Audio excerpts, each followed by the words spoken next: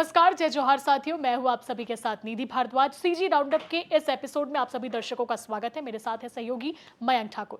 CG roundup में हम आपके लिए लेकर आते हैं दिन भर की वो बड़ी खबरें जो आपके लिए जानना जरूरी है। तो चलिए शुरुआत करते हैं बिना किसी देरी के साथ। ताम्रध्वज साहू की खबर है। महासमुंद लोकसभा सीट से इस बार कांग्रेस ने पूर्व गृह मंत्री ताम्रध्वज साहू को टिकट दिया है। अब टिकट मिलने के बाद ताम्रध्वज साहू बेहद ही एक्शन मोड में नजर आ रहे हैं।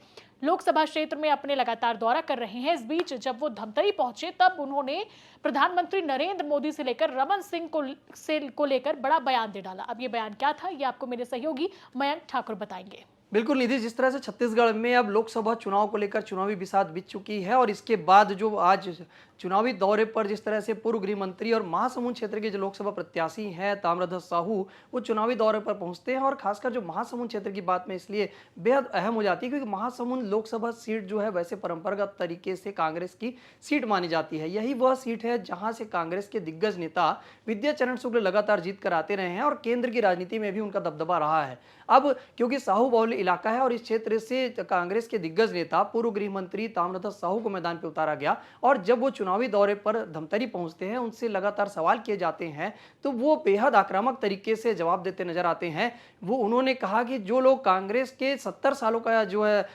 इतिहास पूछ रहे हैं, उनको यह जवाब देना बेहद जरूरी है कि 70 सालों में कांग्रेस ने क्या किया है। वो इस उदाहरण से समझ में आता है कि देश के पीएम मोदी हो या छत्तीसगढ़ के पूर्व सीएम रमन हो, जिन स्कूलों में पढ़े हैं वो स्कूलों का निर्माण कांग्रेस सरकार ने ही कराया था। तो इस तरह से ताम्रध्वज साहू जो है बेहद आक्रामक तरीके से नजर आ रहे हैं। वहीं बता दें कि छत्तीसगढ़ में जिस तरह से भूपेश बघेल की भी एंट्री हो गई है, वो भी बीते दिनों इस तरह के तेवर दिखाते नजर आ रहे हैं निधि। तो लगातार अब कांग्रेस के नेता भी अब अपने तेवर जो है चुनावी मैदान पर दिखा रहे हैं। वाकई 5 सीटों पर फिलहाल कांग्रेस की तरफ से ऐलान बाकी है। 6 प्रत्याशियों का ऐलान किया है कांग्रेस ने और 6 जो प्रत्याशी उतारे हैं उसमें पूर्व सीएम, पूर्व मंत्री शामिल हैं।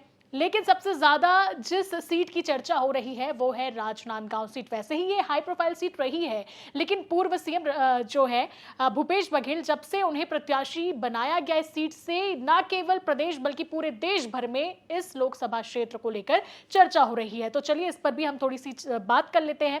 राजनांदगांव लोकसभा सीट में पिछले 3 बार से लगातार बीजेपी जीत रही है। इस बार यहां से बीजेपी ने फिर से मौजूदा सांसद संतोष पांडे को टिकट दिया है, भरोसा जताया है। अब उनके सामने जो लड़ाई है वो भूपेश बघेल की है। भूपेश बघेल अपने आप में बड़े कद्दावर नेता है, लेकिन लोकसभा में कांग्रेस की जो डगर होती है वो आसान नहीं होती। ज्यादा सीटें कभी जीती नहीं कांग्रेस ने, मात्र 2 सीट अब तक छत्तीसगढ़ बनने के बाद कांग्रेस ने जीती है।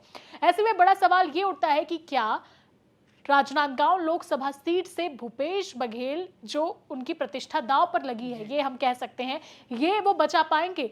तो मयंक, मैं चाहती हूं कि आप दर्शकों को पहले यहाँ का समीकरण बताएं कि किस तरीके से इतिहास रहा है, क्या कुछ चीजें रही हैं और किसके पक्ष में जो फेवर है वो जाता हुआ दिखाई दे रहा है। क्या संतोष पांडे बाजी मारेंगे या भूपेश बघेल? बिल्कुल निधि, राजनांदगांव जो सीट है वो काफी हाई प्रोफाइल सीट है। राजनांदगांव सीट के बारे में बता दें कि जो जिस तरह से राजनांदगांव जो लोकसभा रही है, या लोकसभा में जिस तरह से कवर्धा, भले वो जिला अलग हो गया, बाद में अभी और भी जो नए जिले की सौगात पिछले पूर्ववर्ती सरकार ने दिए हैं, चाहे खैरागढ़ की बात हो या मोला मानपुर की बात हो, लेकिन जिस तरह से भूपेश बघेल के इस चुनावी मैदान पे राजनांदगांव सीट का जो चयन है, इसके लिए काफी महत्वपूर्ण समीकरण हो जाते हैं। क्योंकि राजनांदगांव जो लोकसभा है इसमें 8 में से 5 सीटों पर मौजूदा विधायक कांग्रेस के हैं, यानी जो वोटिंग शेयर के लिहाज से कांग्रेस वहां पर कांग्रेस का पलड़ा भारी है। वहीं बात की जाए बीजेपी की, बीजेपी वहां पर 3 बार हैट्रिक लगा चुकी है, लेकिन सबसे बड़ी बात यह है कि बीजेपी ने वहां पर हर बार प्रत्याशी बदले हैं, लेकिन इस बार जो प्रत्याशी है, मौजूदा जो सांसद है संतोष पांडे को दोबारा रिपीट किया गया है। इसके पहले 3 चुनाव जो बीजेपी ने जीता है,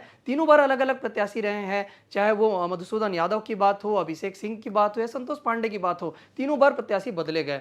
लेकिन जो इस बार संतोष पांडे पर दोबारा फिर से भरोसा जताया गया है, इसके पीछे कई तरह के समीकरण हो सकते हैं। क्योंकि संतोष पांडे संगठन के जो काफी करीबी माने जाते हैं और खासकर संतोष पांडे अभी हाल फिलहाल में जो विधानसभा चुनाव हुआ था उसमें बस्तर संभाग के प्रभारी थे और बस्तर में जिस तरह से कांग्रेस का मजबूत किला था, कांग्रेस के किले पर जो है उन्होंने बीजेपी का जो है परचम लहराया, तो एक तरह से उनको इनाम मिला है। लेकिन उनकी जो मुकाबला है वो काफी मजबूत हो गया। उनके सामने जो है गद्दावर नेता भूपेश बघेल मैदान पे आ गए हैं और भूपेश बघेल की मौजूदगी अपने आप पे पूरे प्रदेश की नहीं बल्कि देश की निगाह इस सीट पर टिकी हुई है निधि।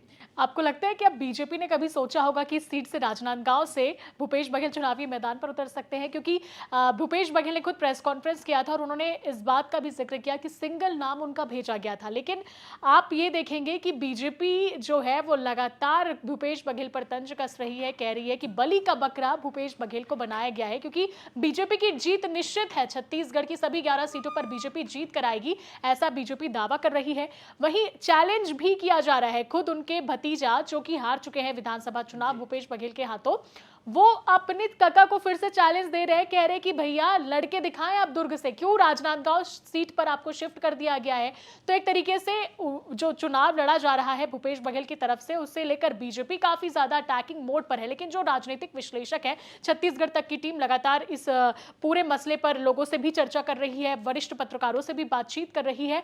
उनका यह कहना है कि मुकाबला बेहद ही कड़ा होने वाला है, क्योंकि एक तरीके से संतोष पांडे वर्सेस भूपेश बघेल नहीं बल्कि रमन सिंह वर्सेस भूपेश बघेल की लड़ाई यहां पर दिखाई देती है। दो पूर्व सीएम यानी कि दो छत्तीसगढ़ के कद्दावर नेता चुनावी मैदान पर हैं, लेकिन जनता किस पर भरोसा जताएगी ये तो आने वाला वक्त ही बताएगा। लेकिन वाकई दिलचस्प होने वाला है मुकाबला और सभी की निगाहें टिकी है।